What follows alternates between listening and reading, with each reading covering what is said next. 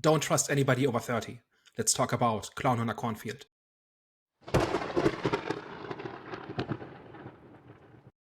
Hello, everyone. Welcome back. We are back, the Eye of the Stone podcast. So, today we are going to be reviewing Clown in a Cornfield. But before we get into that, you already know what time it is movie recommendation time. So, Mandem, best recent thing that we've seen. I'm going to be in and out. So I was actually kind of traveling this week. I was up and down from Leeds.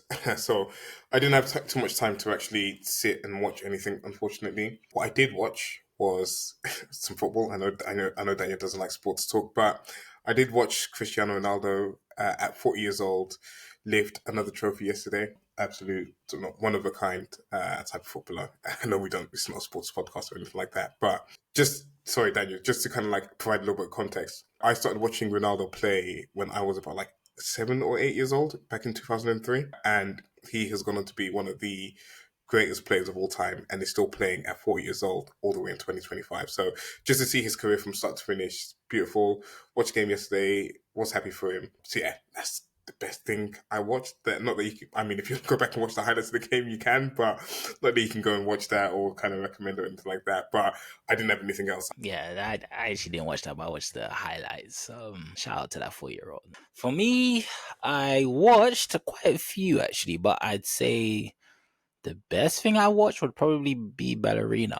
As part of the whole John Wick franchise. Let me start off by saying the storyline isn't the selling point. It's pretty much the same. Like, it's the storyline's on the same level as any other John Wick film. You know what I'm saying, that you've seen. I think that obviously is the selling point. Obviously, is the action, and I can definitely say that this film was an enjoyable film. Pretty much, Assassin gone. She's gone on a whole revenge quest to find the people responsible for killing her parents. It was a fun film. It's a John Wick film. It's, what I'm saying, the action was great. Not as good as John Wick's action, but it's definitely up there. I'd say definitely up there. You guys should go and check that out. So my pick this week is something I watched a couple of weeks ago because I tried a whole bunch of stuff this week and nothing really clicked. But one thing that I did like in the last couple of weeks was A Simple Favor, which is this mystery suburban noir comedy movie, which is essentially about this woman who is kind of this housewife in like an upper middle class suburban neighborhood, and she befriends one of the other moms who is the complete opposite of her in terms of personality, but they kind of hit it off and they kind of become close friends.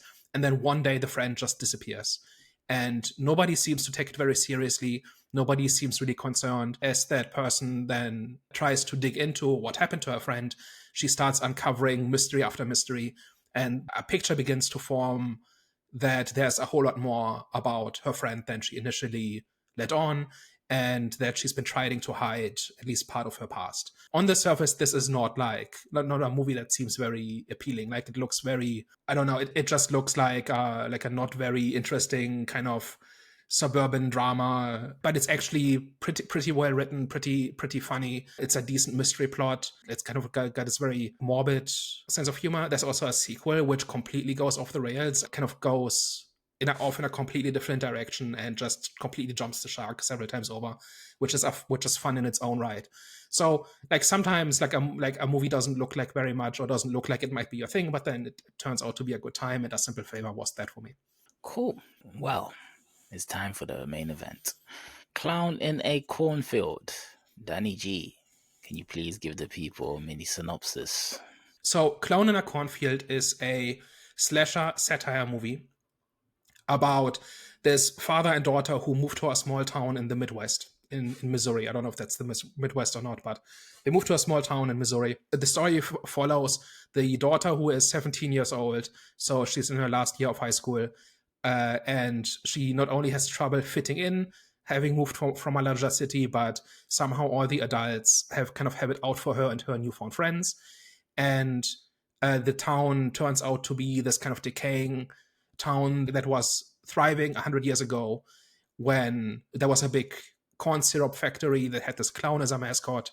And there's an annual Founders Day in which people celebrate kind of the founding of the town and of this company that has kind of held this town together. Then a killer clown who is imitating kind of the mascot of this company starts killing teenagers in this town.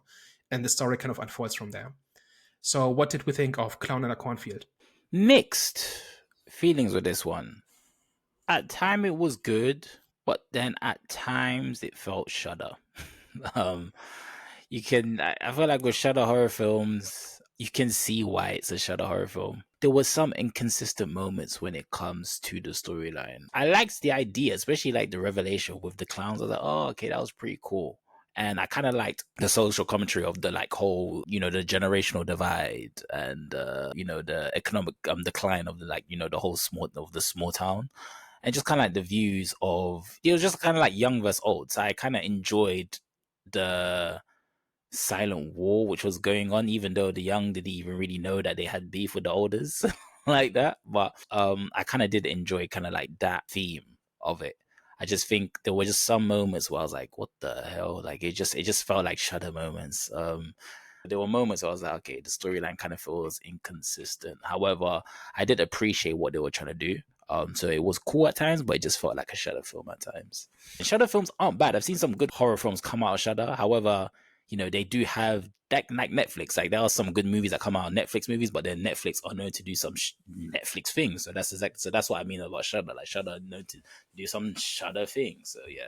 For me, I think this was fine. I think it was perfectly fine. I think the first part of the movie was a bit of a drag, especially as we started off with the father who was kind of running for the award for worst father of the year because, like, the first couple of actions they have him taking in this movie, will probably like it's not really spoiler, but it's a spoiler. I don't know. I'll kind of mention it a little bit later on, but they kind of have him do a few things. I'm like, damn, you're doing a really bad job of being a father, and one especially contradicts with something that happens a little bit later in the movie as well. So it's nothing major, but it was just like something that I picked up at the start of the movie. I don't think I was like fully invested in the characters at all. I mean, they do try to make you care about these characters, but for the most part, it just didn't land with me. I wasn't really vibing with any of the characters, and you kind of need it in this type of movie. You kind of need to at least care about some of the characters so that when they do die, you feel the weight of it and you feel some type of way about it. So all of that, all of the setup that they were doing before we got to the big set piece of the clown murdering people was, I was just be like, oh, can we just kind of get to why we're here, pretty much? And we did get to, the actual killings happening in this movie. I thought they were good. I thought some were a little bit underwhelming, especially the first couple.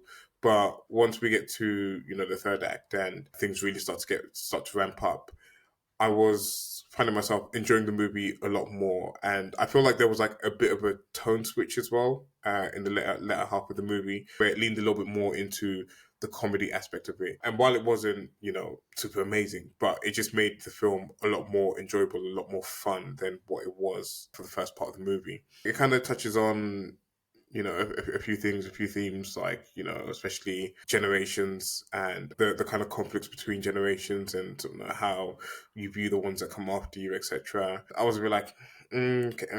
It's like, okay, all right, cool. I kind of guess that we needed to add a little bit of that in here, just to sort of add a little more context or make it a little more interesting. But I don't know, I wasn't really completely sort of sold on how they delivered the idea. So overall, I think it's fine. It kind of takes a little, for me anyways, it takes a little bit of time to get to where it needs to get to, where the killings start to happen, where where the movie becomes a little bit more fun. You can sort of find yourself enjoying yourself with the movie. Yeah, it's just fine for me.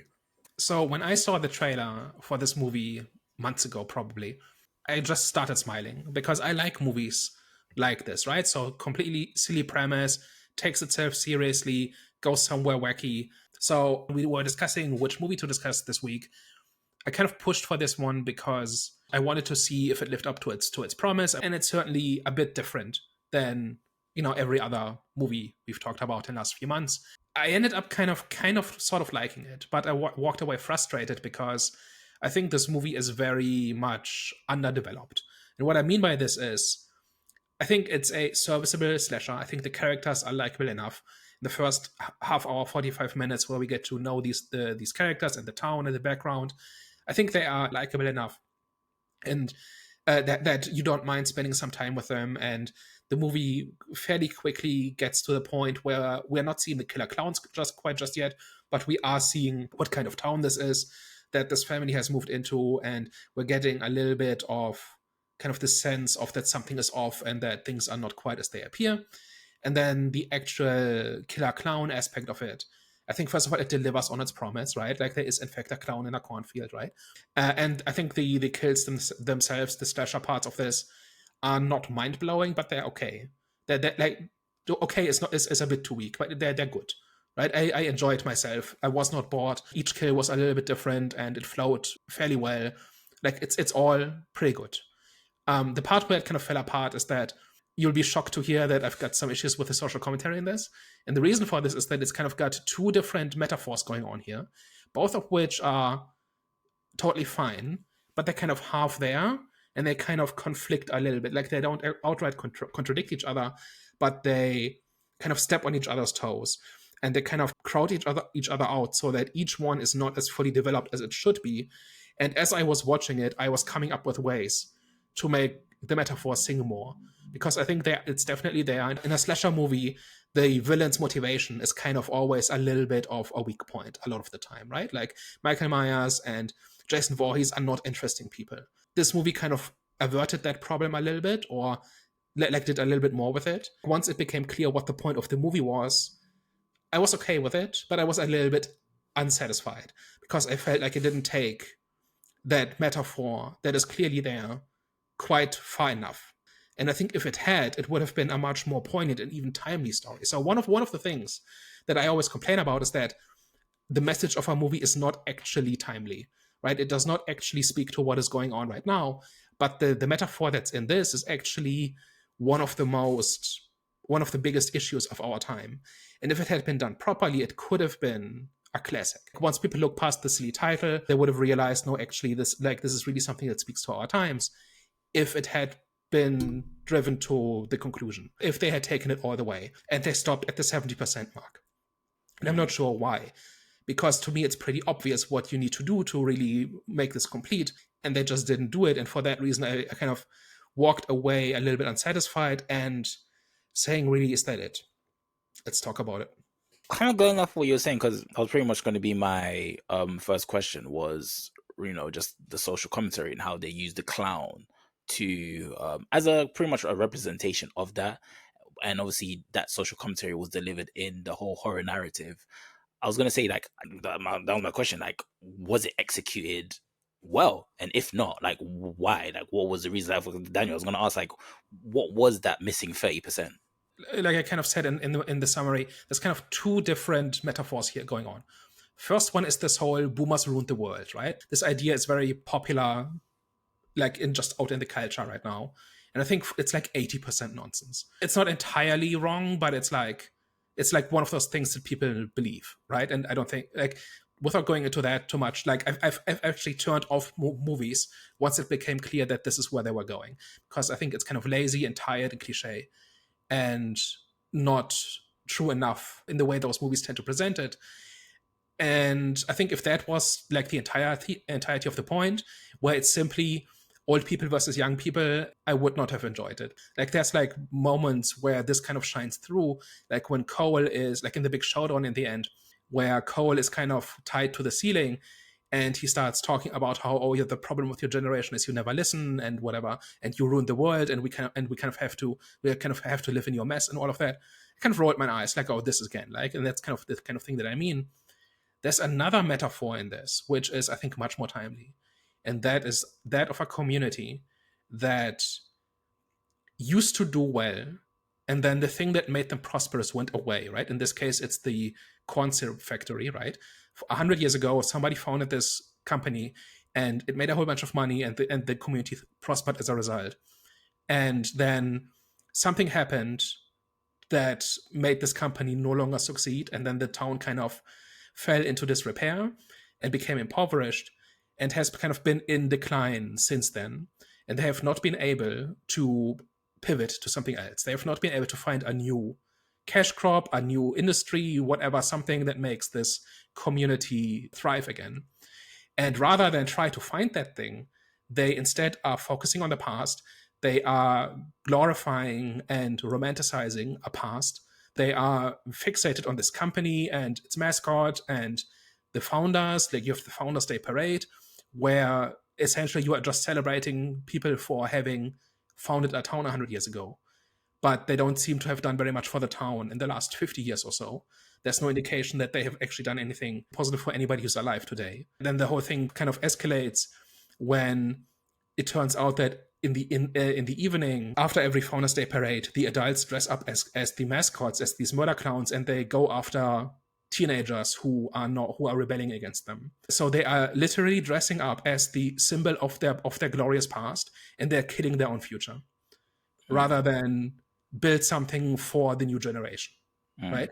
That is ultimately what is happening here. And there are a whole bunch of other aspects in this that kind of underline this. So, for example, there's the thing about the stick shift and about the phone, right? So there are two instances of teenagers being baffled by old technology.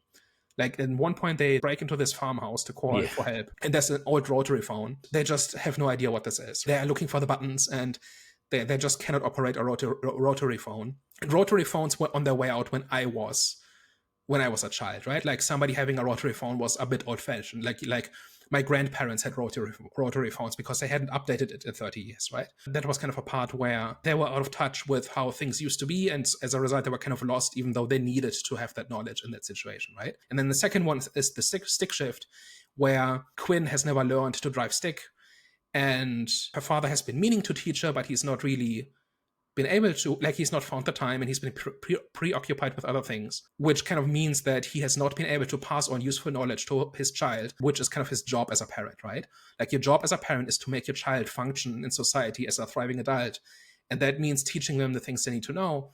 And this is symbolized by the stick shift in this movie. And then this comes full circle when, in the end, in order to get away, they have to climb into this clown car that is a stick shift. And everybody is so injured that they cannot drive, so Quinn has to drive. But it's a stick shift, and so she has to work together with her father in that moment, because he has to teach her in that moment. And if she doesn't learn this old technology that is, in a sense, obsolete, but it's what they have, they will all die. And she learns it, and she runs over the clown, and they drive off into the sunset, or into the sunrise in this case.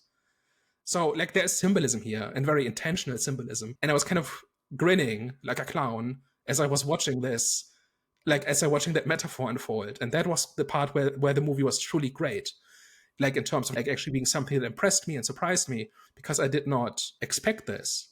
And the reason I think this is really relevant is because the entire world is like this right now.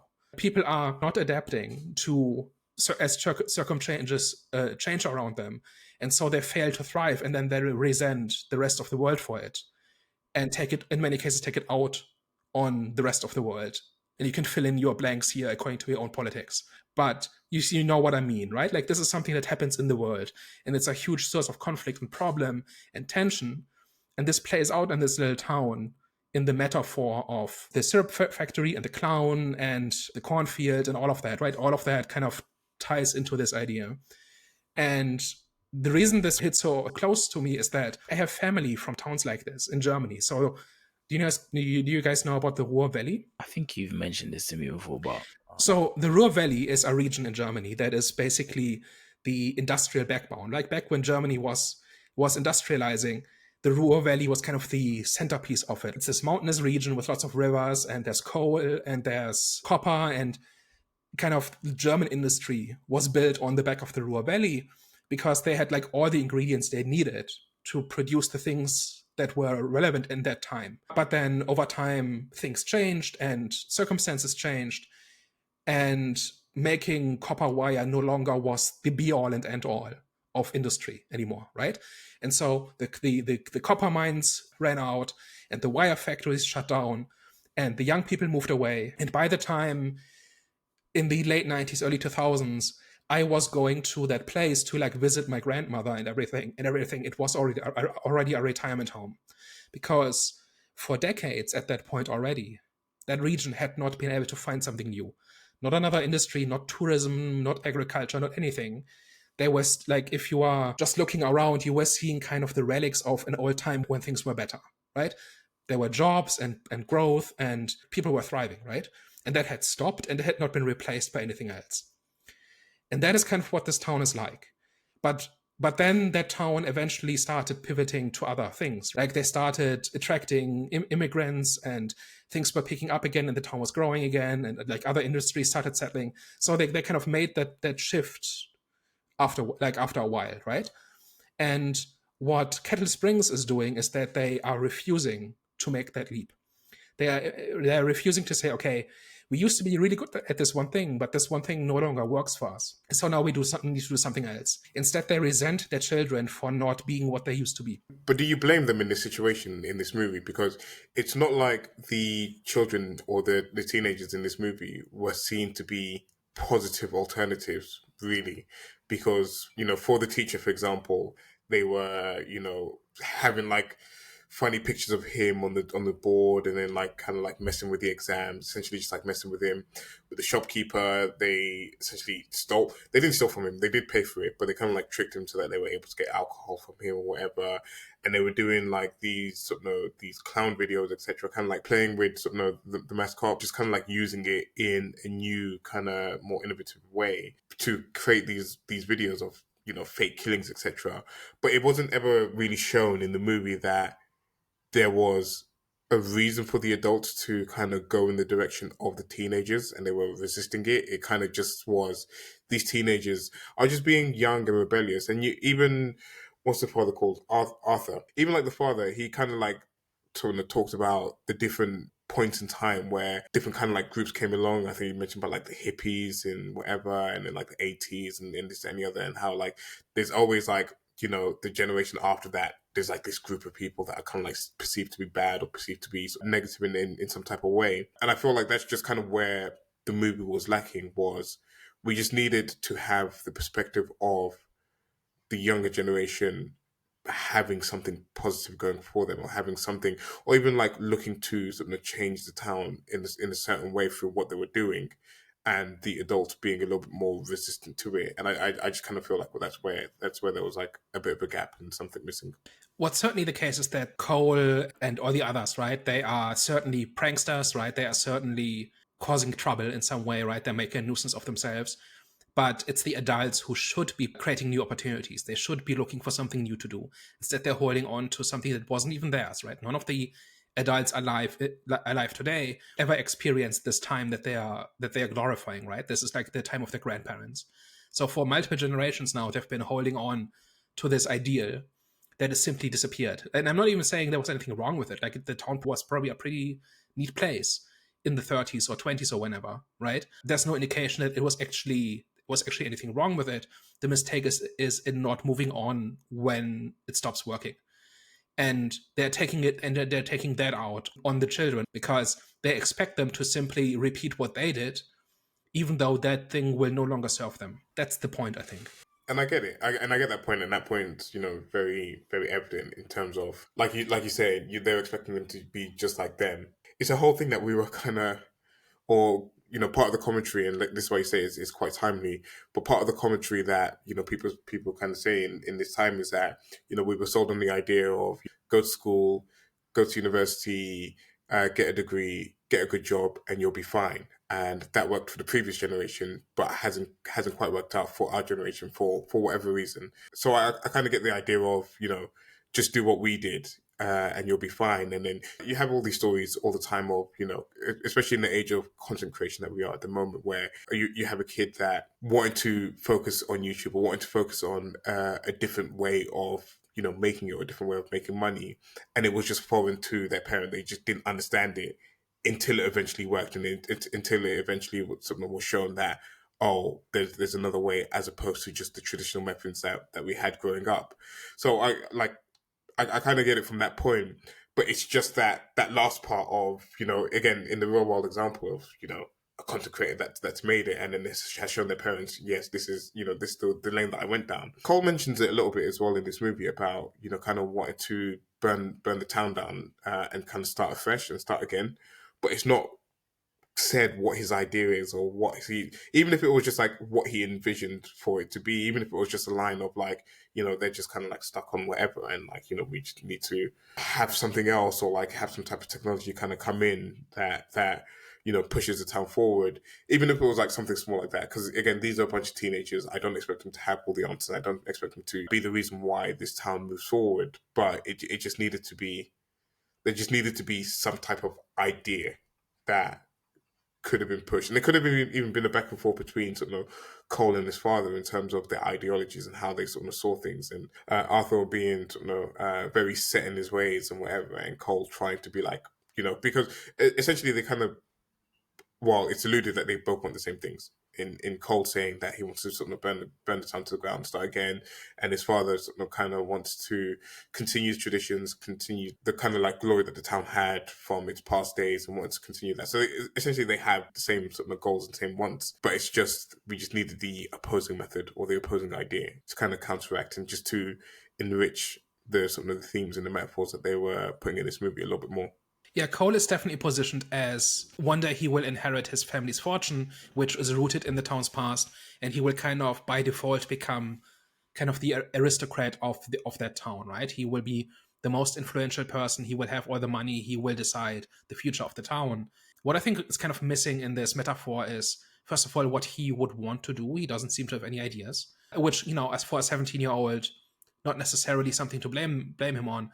But what's kind of missing is that, like, in order to make this metaphor complete, is that somebody actually has a plan for turning the town around and starting and moving into a new direction that promises better results, and then the town punishes them for it. That is kind of what this would need to complete the metaphor, I think, where somebody is in fact trying to help, but it's not welcome because it's not what people are used to, or it doesn't fit the picture that people have in their heads of what the town should be like.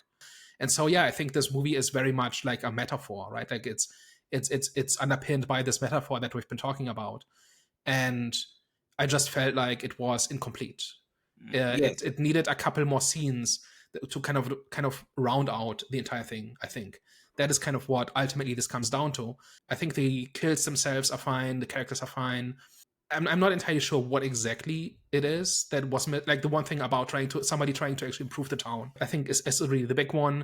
Another aspect of this is that like whenever people invoke tradition, it's very empty. There's not actually ideas and values behind it. It's just the appearance and the trappings of tradition. They just want to see familiar things, and they kind of want to pretend that nothing is different, that nothing has changed. But there's not much else there. There's not much to learn from them. Like, even if you were completely on board with the message that the adults in this were trying to push, there's not much there, right? Like, what would you do? Like, one character that's kind of interesting in this as well is Rust, who is kind of like the stereotypical hick, right? He looks like a bit of a meathead. He's certainly not very educated. His hobby is shooting deer, right? Like, he's very much a walking cliche, but he has not bought into this charade of tradition, right? He doesn't seem to be participating in any of it. He doesn't seem to cling to the past in quite the same way. He just does what he wants, which is to kind of like live the redneck lifestyle. But he only does it for himself. He doesn't do it for appearances. He doesn't do it for kind of the performative community aspect of it that all the people at the parade are doing. He just does it because he wants to do it. And so I think that is kind of one of the things where I think if you're going to do something like this as a movie, I think you should portray the same idea kind of from different angles. And I think Rust is kind of the guy who embodies tradition and kind of the stereotype, but in a positive way. Like, he's not hurting anybody, right? He just lives his own life, and he lives it the way he wants to. And that's kind of the beginning and end of it. And that's kind of pretty much all there is to him. And I think the fact that he and Cole are gay and end up in a relationship does not really tie into the metaphor either. I actually had a really funny, like, Herbert, you and I were in the same performance. Did you see the guy to your left? Like, there were people freaking out about the revelation because they're like, you didn't notice that? Like, they were kind of in my field of vision, slightly to my left. So there's the scene where kind of the teenagers are locked in the barn and the clowns are outside.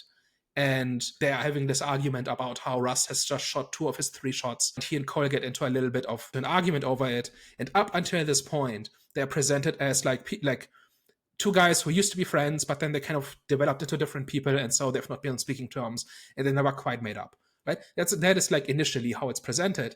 But then in this barn scene, it's revealed that kind of they realized that they were gay, and they were that at least Rust had feelings for Cole, and Cole was freaked out by it. He didn't actually reject Rust, but he kind of freaked out and ran away, and kind of has not dealt with it since then, right?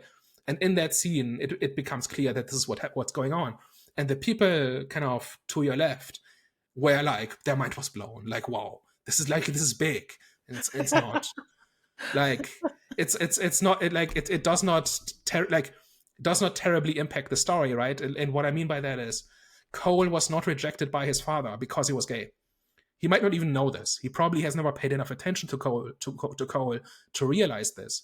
This is kind of how it could have been done, right? Like, where he could have been the next leader of the town, but because he was gay, he was shunned and kicked out, and that kind of turned him into this kind of like, screw everything, I'm doing my own thing. No, I care about nobody cares about me, kind of thing. But that is not really what happened, right? That seems to be incidental, which is neither here nor there. But like, I was kind of startled a little bit by how people were losing their shit in the theater over this revelation, when actually it amounts to not very much.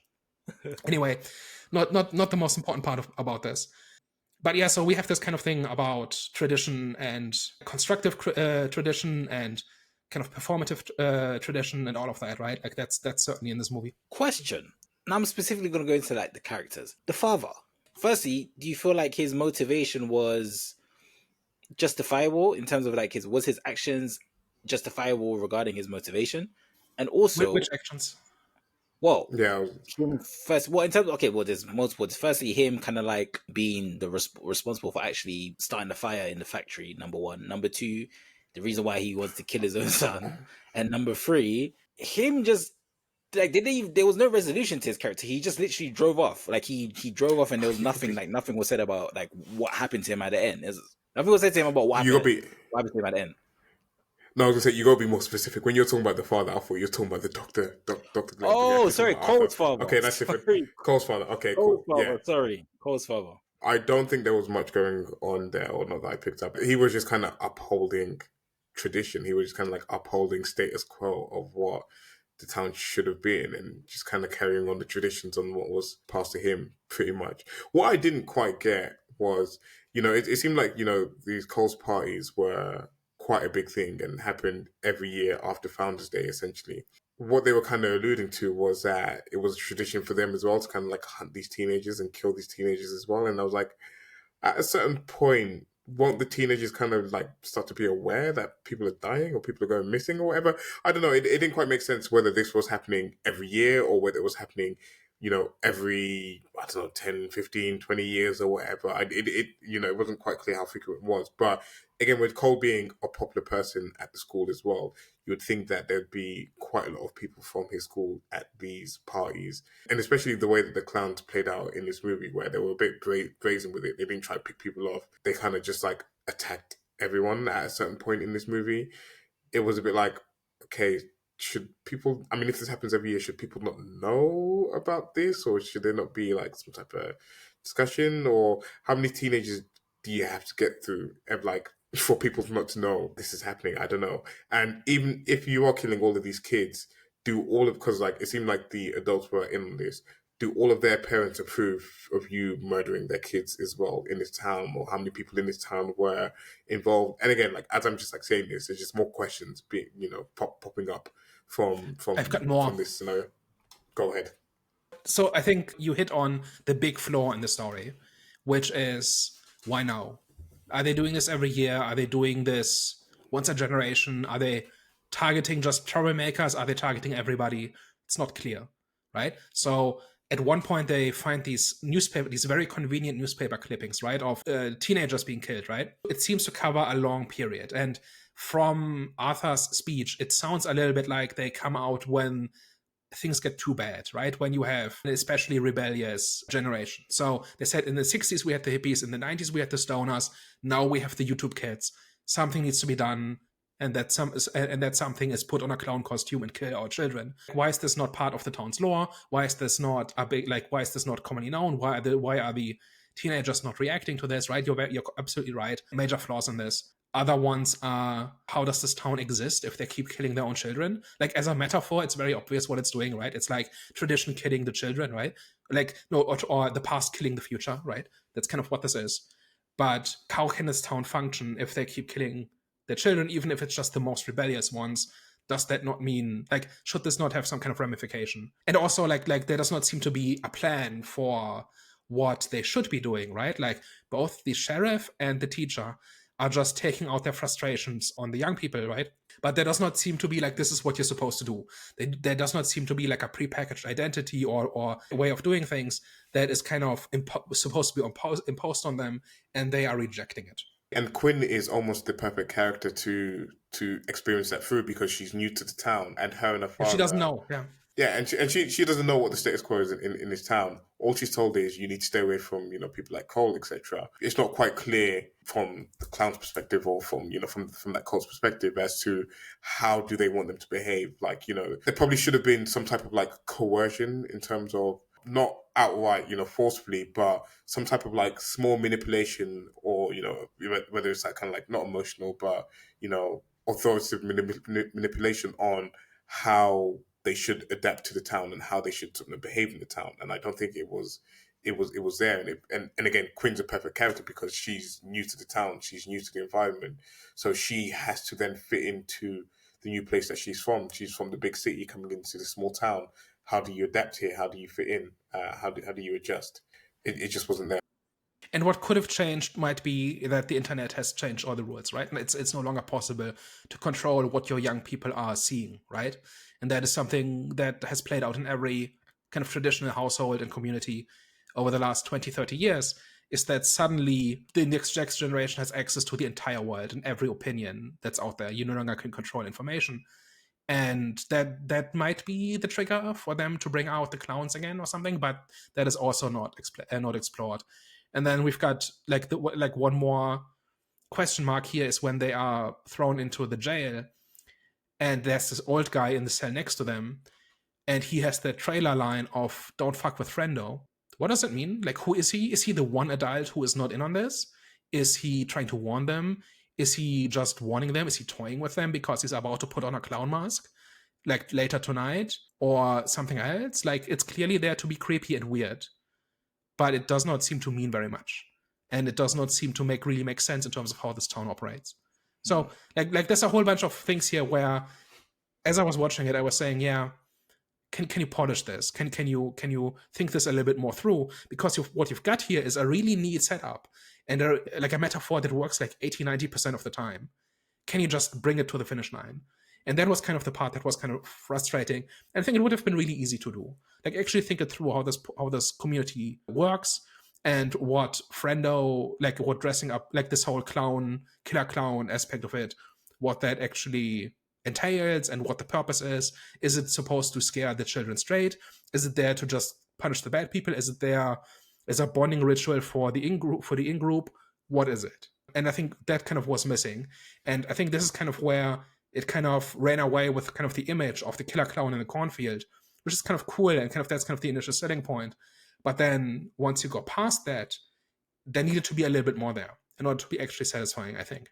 I think the tradition should be more directed, as in, like, it shouldn't just be like, let's kill them all, but it should be like, let's kind of like punish those that have, like you said, been rebellious. Because at first I thought they were just killing those that were responsible for the fire at the factory. So then I was like, okay, that's kind of like reinforced the whole, the justification around their motivations. I was like, okay, that's pretty cool. But then when obviously the girl came out the cornfield, and she was like the first one to die, the random person to die, and obviously the guy that got shot in the head. I was like, okay, so it seems like they're just going after everyone, which kind of just makes it more chaotic. And I think it would have been much better if it was like, okay, it would have made it more better, made more sense if they were just kind of like directing it towards those that were the ones that were responsible for the fire. So it was a reason that gives them a reason for what they're doing. And that's what they're doing initially, right? Ronnie and Tucker, I think, I think that's the first two that get killed, right? Yeah. So that's like, they get killed like in very specific ways and customized ways, and they are killed in isolation while they're alone, right? And so that certainly suggests the idea that they are going after the pranksters, after the troublemakers, right? But then, like you say, suddenly it's everybody. I thought the kids were on it at first, because obviously the way that they locked the gates when they were getting chased, I was like, oh, okay, so they are going after it. But then that's when I remember that they killed those two randoms. Obviously, those randos, the random kids. I was like, oh, okay, so it is a bit chaotic. And how does it fit into the metaphor that Arthur actually was the one who burned down the factory, I guess to collect insurance money. Is it just to show he's a hypocrite, or is it something else? To keep up the facade, essentially, because this cash cow that they had in the past is on its last legs, and to maintain it, to sort of continue it going, he had to find a way to kind of sort of generate some money out of it. Again, I'm kind of clutching at straws here, to be honest, in trying to sort of piece it together for the But to movie. do so, you had to destroy it, right? Yeah. It's not like we are keeping this around at all costs, and really it should be torn down and replaced with something else. It's really like grow soy to sell to China or something, right? Like that is kind of what actually makes money. But that would be the modern thing to do, right? Instead, they are kind of have everything locked in place. They're keeping around this decrepit factory, even though it hasn't produced anything in generations or like in decades. But how does it fit into it that Arthur is the one who burns it down? I don't know. It does not seem to quite fit.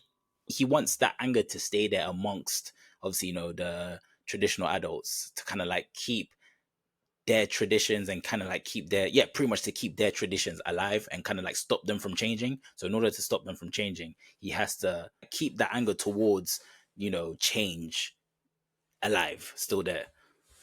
So it's kind of like a false flag thing. People get angry about the factory being burnt down, and so that reinvigorates the emphasis on tradition. Yeah, and kind of That's like what's happening. and reinforces the whole modern teenagers being wrong, modern teenagers being rebellious, kind of like, just it continues the divide.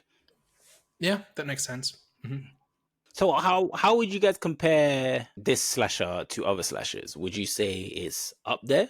So I would compare this to something like The Purge, for example, because it's like similar, right? You have the dynamics of like a slasher movie, but there's an allegory underpinning it, and I think this works much better than The Purge. Just in terms of, does it make sense? Is it timely? Does it map to something that's going on in the real world? I would file it under that category. Okay. I mean, it's fun enough. It kind of follows the same tropes, and you kind of get what you expect from this type of movie, with a little bit more in terms of its themes and stuff like that. But one thing I did want to ask, because I think we've been kind of talking about the negatives and the themes and stuff like that for about an hour. What did we enjoy, or what was kind of like some of the stand-up moments, or things that gave you a little bit of a smile while watching the movie? I think you earlier said something about how Glenn, right, the like Quinn's father, was actually a bad parent. And actually, I'm not so sure about that. It was the opening. It was firstly the dead animal that was stuck in the chimney, where he let his daughter be the one to go and kind of investigate to see what was happening, as opposed to being the father and taking lead on that and let a 17-year-old do that. And then when his daughter was about to go to school, this random kid shows up on your door and says, "Oh, hey, I'm here to walk your daughter to school." You don't know him from anywhere. You haven't met him. You don't know what his intentions are. He's clearly bigger than your daughter as well. So if he wanted to, do anything to her, she wouldn't be able to stop him. And you're just like, "Oh yeah, cool. Here you go. Yeah, you walk to school with him." But then later on, when he sees his daughter with Cole, he's like, "Oh, who is this?" And he starts to like get up in arms about it. And I'm like, this kind of contradicts how you was like before. You kind of just gave your daughter to some random guy to walk to school. And I was like, I get the intention behind what they were trying to do in the movie in terms of like, oh, here's a new friend or whatever like that. But I was just be like, there's just no sense of danger, no sense of what could potentially go wrong for your daughter. So in those opening moments, I was like, he's being a terrible father. He's being a very, very bad father here, and he needs to do better. And he eventually does in the movie. Yeah, I do think there's a difference between walking to school in broad daylight versus disappearing at night and coming home drunk. There's a bit of a difference there. Like the context is different. But yeah. I see what you're saying. And when I liked Glenn, it was mostly about, I like this dynamic between them where kind of they have all this baggage and they mention a bunch of it and they imply some other stuff and they've clearly had a rough time and they're trying to start over. And I thought Quinn was like, I moved a bunch of times when I was like a teenager and I didn't always want to, but you adapt and it's not that big a deal. And for her to be so upset about it and to give her father such a hard time for it was kind of like, it's really realistic, it's plausible, but it's also not reasonable, right? Like if the killer clowns hadn't shown up, she would have gotten over it eventually, right? Within a few weeks, once she had made new friends or whatever, right? But I thought, the father was trying to do the right thing for them, and he was trying to kind of move on, and he had mistakes, he had made mistakes. Apparently he took the death of his wife very hard, and it's implied that he kind of had a bit of an episode while he was working in the emergency room, and was not asked back, right? Like, so he squandered a good deal for them and is now trying to make amends, is now trying to build something better. And I was kind of looking at it from that perspective, and from that perspective, he's a pretty decent guy, and he's kind of trying but struggling to be a good father. Right, that's kind of my takeaway, right? Like, even when he's kind of maybe overreacts, when Quinn keeps getting into trouble, even that I thought was plausible. If your teenage daughter kind of gets into trouble twice in 2 days, first with the school and then with the sheriff, it's plausible to assume that she's acting out. And that you, even though it's not correct in this case, right? But it's a reasonable assumption to make. And he's kind of acting like as somebody, like this whole thing about, hey, I was going to give you this car as a present, but now you can forget about that, and just so you know, I'm trying, but it's not easy, and we'll get there, kind of thing, right? And even Quinn does not outright hate him, right? Like, she's kind of annoyed with him in the way a 17-year-old is, but they were still father and daughter. So I thought, like, that was good enough. That worked. And I believe that they cared about each other and were annoyed with each other and were tired and were frustrated all at the same time. That, to me, worked. Yeah. No, and I agree with that. And I know I kind of made it. It was kind of more a joke when I was saying that he was like the worst father, just because it was like the opening like two things that he did, and I was like, this is not going well for him on that side. But no, I do agree with the rest in terms of like how it played out, and the dynamic between the two of them was actually another sort of kind of decent part of the movie as well. Was just kind of seeing their interactions, their back and forth, and just kind of like the disappointment and stuff like that. So yeah, no, I'll agree with that. But for me, the two that I actually quite enjoyed the most, which I didn't expect, was Janet and Ronnie in this. And this was as the killings were happening, and they were kind of like running through the cornfield, and they were just being like hysterical and like super dramatic and just saying just like some funny lines here and there or whatever. It was just kind of like great to just see and experience their panic. And then you had like the line where I think it was Janet that was like, oh, after she's been stabbed in the home and she's dying, and then the clown also gets stabbed, and she's like, oh, Quinn, I hate you. And the clown's like, oh, I hate you too. It was just like all of that. They just kind of made the movie more silly, more goofy, and more enjoyable for me. But also not like in a cartoonish way. Like, there still seem to be people. Yeah. Oh, it was even funny when when they'd come out of the cornfield, they were on the road, and they were like, oh no, we need to head back to the house. And she was like, I'm not going back in there. And then the prospect of standing on this dark road by yourself with no cars coming by, or going with the people that you're with, it was, just like that little like dilemma that she had. She's like, fine. She didn't say it, but it was just like in the face of like, oh, I'm going to have to go back into the cornfield where the danger is. That was also funny, yeah. Any other highlights, thoughts? I was going to say, I think for me was when Quinn first came into the town. So it's a combination of two. So it was when the clown revelations, when we saw multiple clowns, and near the beginning where they finally move into the town, and then Quinn realizes that like just the way that the elderly people, like the old people, were looking at her. I think like especially the grandma. I think that was the first one that I noticed. I was thinking, oh, okay, something was going on. So when I saw the revelation of like seeing just multiple clowns, I was like, okay, like it wasn't like a big revelation, but I was like, okay, and I understand. I can see the beef that's going on, and obviously it made the whole like look like when the elderly woman was just looking at her like with the piercing eyes. Like, okay, that it just made that moment more just a bit sweeter than what it actually was. You know what I'm saying? It wasn't like a profile moment. I was like, whoa, but I was like, oh, okay, that's cool. What I will say is, the minute the second clown appeared out of the cornfield, I had figured out the movie. Like, at that point, like, there were no surprises after this. It's like at that point, like, the fact that there were two clowns means it's the adults. But did you expect it though? Did you expect there to be more clowns than just one? I didn't expect it, but so it's like for 1 second, I was pleasantly surprised. Yeah. And after that, I said, oh no, like, that's the end of the movie. Oh man. I was hoping that it was just a little bit too obvious. Yeah. It should have been like some of the adults, or there's like a country club where the rich, like where the town elite are, and they are the ones who dress up as clowns or something, right? It's just all adults, apparently. And also, like, they don't try to recruit the father, right? Or is he the only guy who has moved to that town in a generation, and they have no protocol for inducting people? But to be fair, it was pretty soon though, so. But it's not in the movie, it's the bottom line, right? Sure. If you're about to do the biggest mass murder of this generation, with all these kids, you'd probably want the new guy on board, especially if he's opened up a doctor's sort of office in the town. He seems like reasonable, had a good conversation with the police officer as well, and all of this stuff. You probably kind of want to bring him on board before you kind of scare him off with it, especially if he's got a teenage daughter that's the same age as like everyone else has died in the town as well. So yeah. There's also no scene where they test him, right, to see if he might be on their side, right? Like, it's not like they show him, oh, this is look at the glorious history of our town. Isn't it amazing? Don't you want to be part of this community? Oh, and by the way, here's your chainsaw. Considering that it's like everybody's in on it, they should have a plan for when people move to their town, or try to keep people out, right? Like something about how, oh, this town doesn't want us moving there or something, but through some circumstance we still bought this house or something, right? Something. It's things like this that make it not quite believable. Like it's not a complete picture of how this town operates. The only thing that they did kind of do a little bit was just convince the father that Cole was a bad apple and his group of friends were a bad apple. And then he kind of regurgitated that to his daughter at a certain point, saying, he kind of like bought into the idea that, these kids were bad and his daughter shouldn't hang around with them. His daughter shouldn't be like them. But you're right, there wasn't any other kind of like testing or sort of, tempting him to be part of the group.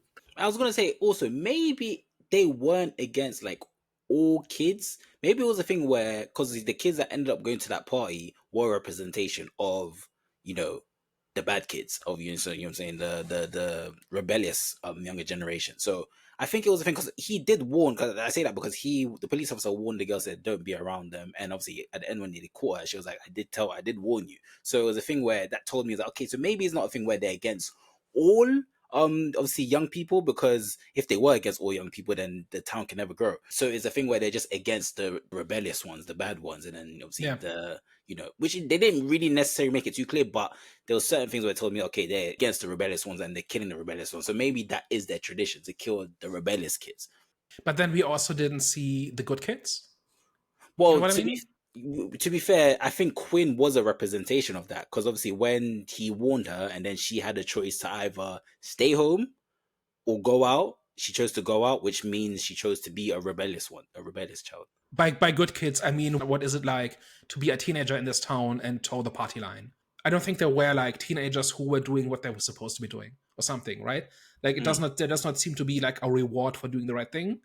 You either like pretty much the only teenagers that we see are the rebellious ones. But what's his name? Rust. Yeah, wasn't he a representation? Wasn't he? He was completely off to the side. He was his own thing. Oh, I thought. But what I mean is, like, there isn't a group of teenagers who are well behaved, who are doing what the adults are telling them, and they are being kind of rewarded for it.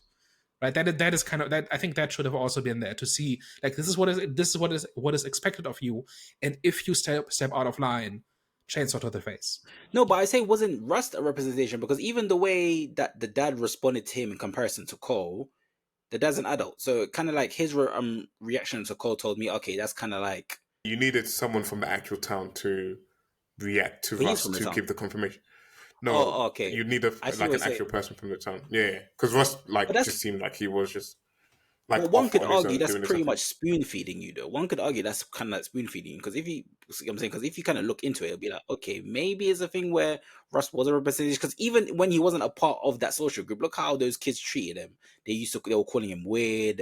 How the rebellious kids were treating him, they were calling him weird, etc., etc. So him being opposite from them, the opposite from them is technically being part of the town. Like him, he's like good in the eyes of the town, because obviously with how the girl's father responded to him in comparison to Cole. So that already, one was good and one was bad. So shouldn't that already told us that, okay, Rust was not the poster child for how you're supposed to be.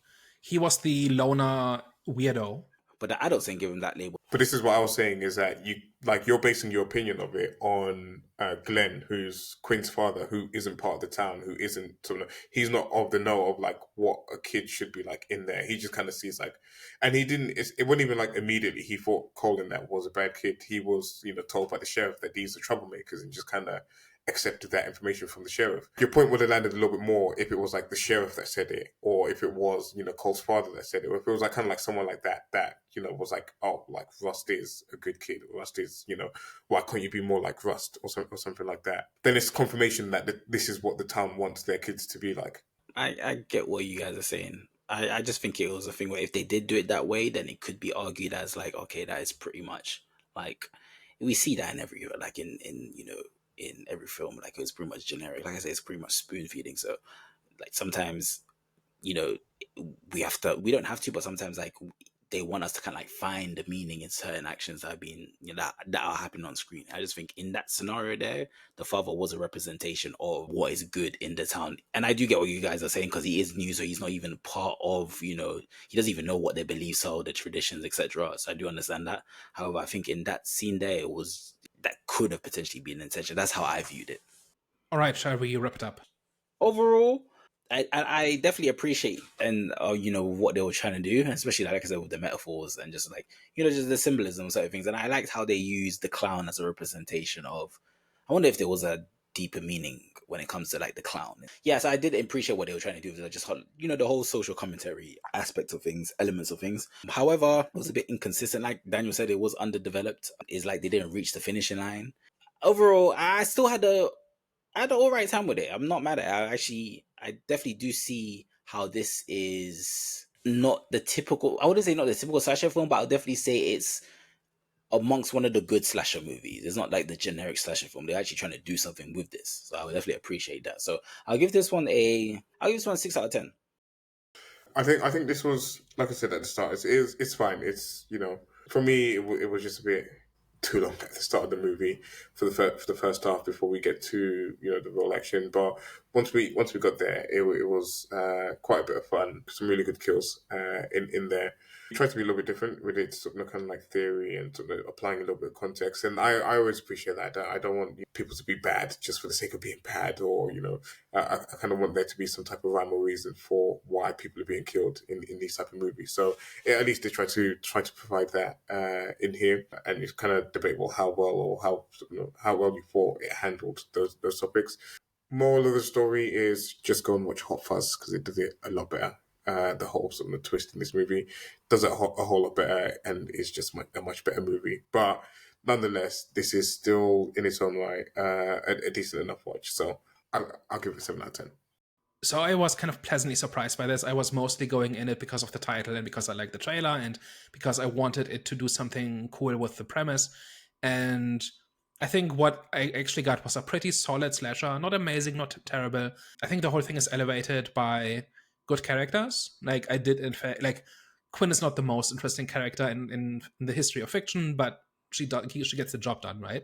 Same thing with all the other characters. The whole thing is elevated by its metaphor because it happens to actually be timely for once. It's mostly intentional and well executed. It just doesn't quite get there. Like it needed some more fleshing out. It needed some more details. It needed a little bit more aspects and layers to it to actually be what the writers wanted it to be. So the final result is 3 chainsaws. All right, guys. Thank you very much for tuning into today's discussion. It wasn't really a debate. If you made it to this part of the video, thank you very much for tuning in and supporting us. Of course, if you liked everything you heard today and you enjoyed our discussion, tell a friend. But if you hated everything and you thought we were chatting a bunch of nonsense, you should probably tell an enemy. We are the Eye of the Storm podcast. All right, guys, you heard it here first. We'll catch you next week. Au revoir. Ciao. Bye bye.